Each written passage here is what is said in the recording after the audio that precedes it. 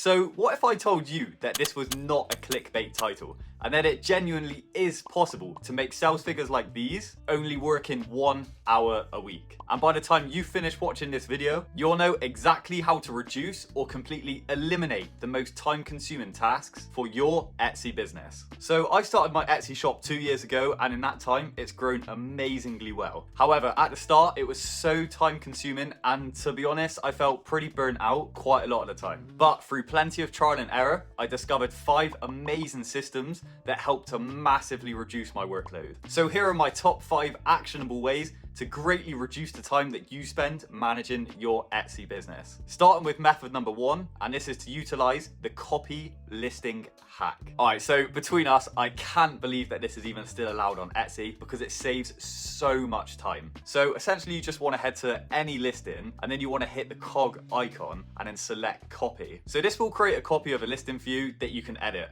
And this is so powerful because creating a new listing right from scratch, as we all know, takes absolutely ages. So essentially, this is just giving you a great free template to work directly from. And then essentially, all you need to do on the copied listing is just change the images and then amend the tags and descriptions or any other details if you wish to make that listing more specific for the new product. So for my listings personally, I like to keep the structure of the title and the product descriptions pretty much the same with just small tweaks depending on the product I'm selling. So this makes it really easy for me to just copy and create a new listing in literally a matter of minutes. And as another bonus tip, this is also a great way to test out new SEO techniques on these duplicate listings. So you could literally be using the same images even, but just try out a new thumbnail image or perhaps a new title technique or try out some different tags to see how they perform in terms of search ranking.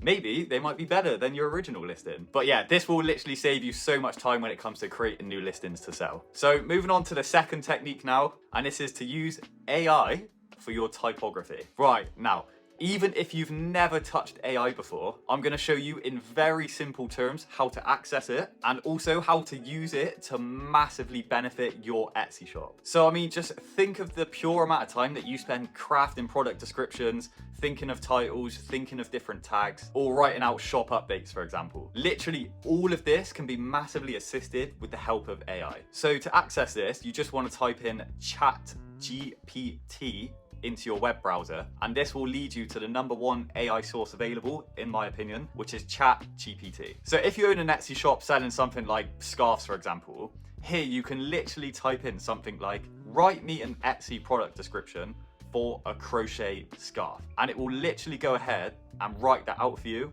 with exceptional grammar. And if you're like me, somebody who absolutely sucks at grammar, then this is gonna be an absolute lifesaver. And then you can literally just copy and paste that product description that ChatGPT's wrote out for you directly into your Etsy listing. And now I know people are gonna say, oh, but Alfie, there's no personal touch to ChatGPT. People are gonna know it's wrote by AI. Well, I do actually agree, and I really do value the personal touch in your typography still. So this is why I want you to not just copy and paste what ChatGPT gives you.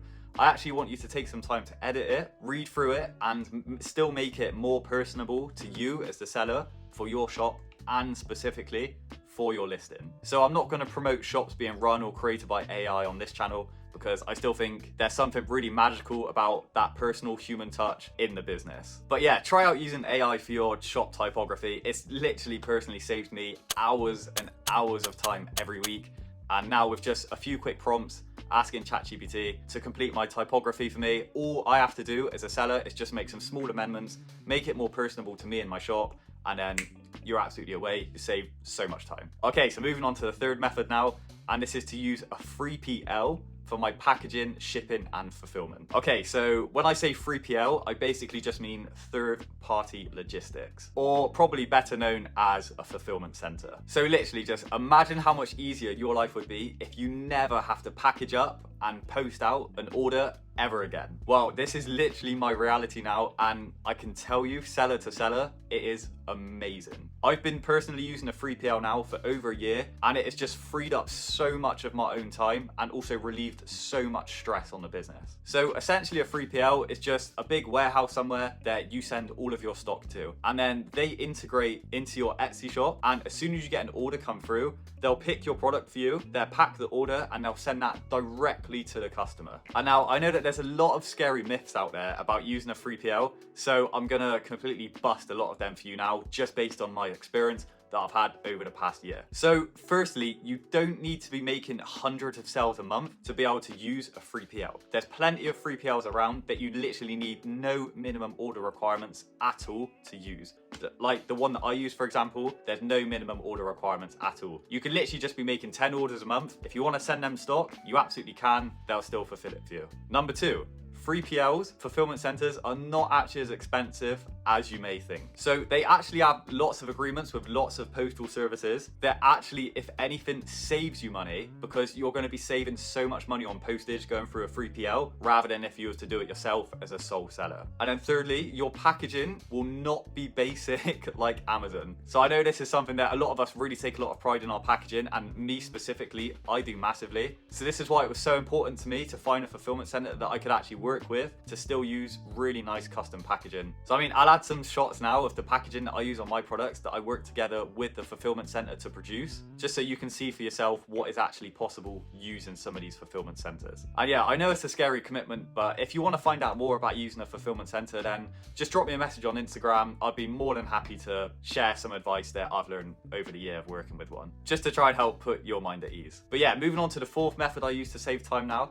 and this is to batch my tasks. So task batching is something that I like to do for all of my work, not just Etsy. And I can literally promise you it's a huge time saver. So essentially you just want to carry out tasks in batches rather than doing an odd bit here or an odd bit there, that it's just continuously breaking up your day. So think of a task like replying to customer messages, for example. Rather than just continuously checking your phone throughout the day or checking on Etsy throughout the day, you can have set times of when you know you're going to look at your messages and reply. So for me, I only reply to Etsy messages in the morning, just after lunch, and just before I shut up shop for the day. So that's literally it. I just do it in batches of 5 minutes, get all my messages sorted throughout the day, reply to everyone, and it works great. Because I think also it's not good to get into the habit of continuously, no matter what time it is, say, even if it's like 9 p.m. at night, you're going on your phone and you're like doing work stuff, replying to customer messages. I try and avoid that personally. I know it's different for everybody, but again, this is just something that really helps with my time in that regard. And yeah, same for something like photography. Rather than having to set up a completely new shoot scene every single day, for example, that you want to do a new product shoot, it's much better, I think, to batch all of this together. So you're only setting the scene once, and then you're just swapping out the products very easily in that scene, and you can literally just snap all of your pictures within a few hours, maybe like on a Saturday morning, for example. And just personally, I actually don't do any of my own photography anymore at all. I outsource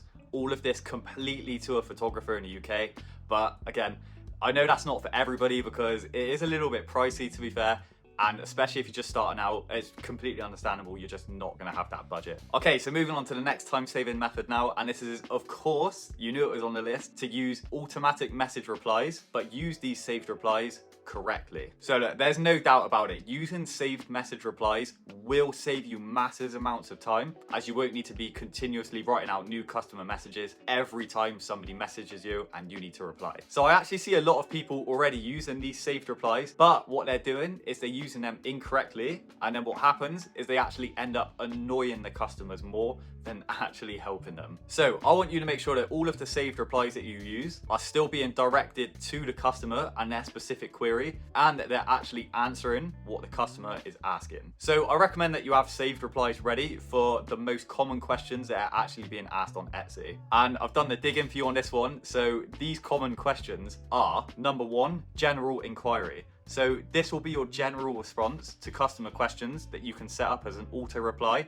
just to give you that good customer service. Secondly, shipping related inquiries. So this is going to be your response to people asking where their order is. So I recommend to share the tracking and, of course, courier estimates for this one. So thirdly, this is your response if a customer has an issue with their order, and importantly, you're going to say how to correct it. So look, have these responses in place and you're just going to save so much time messaging customers. It's actually unreal. And just as an added bonus, timely responses and increased customer satisfaction can greatly help your shop's SEO scoring. And just on that, did you actually know that most of what you're told about Etsy SEO is actually a massive lie? So if you want to know the proven truths of how to actually improve your Etsy SEO, that's in advance of just keywords and tags, then be sure to check out this video. But otherwise, thanks for watching, and I wish you the very best in your Etsy journey.